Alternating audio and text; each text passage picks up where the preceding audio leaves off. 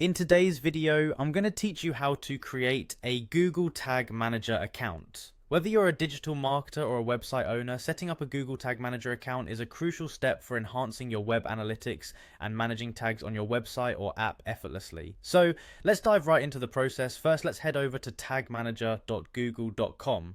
This is the central hub where everything related to Google Tag Manager starts. Once you're there, you'll want to sign in with your Google account. Make sure you're using the account associated with the business or website you're going to manage, as this will keep everything organized and in one place. With your Google account signed in, you should now see the Tag Manager interface.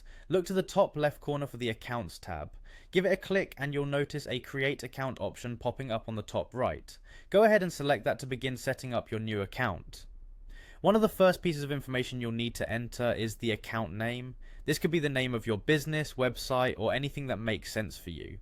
It's important to choose something that clearly identifies what this account will manage, because it will help you navigate through multiple accounts if needed in the future.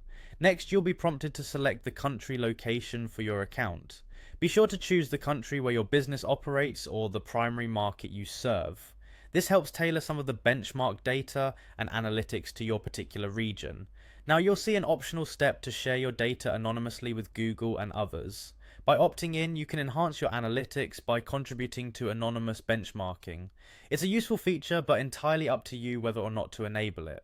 Moving on, it's time to enter a container name. The container is essentially where all your tags live. A good practice is to name it using your website link or your app project's name. This way it's clear and identifiable at a glance.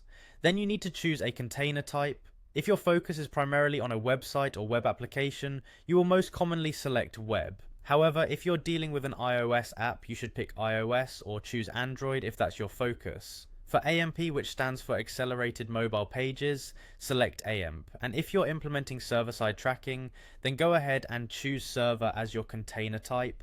Finally, once everything looks good, click the Create button. You'll need to agree to the terms of service as the last step.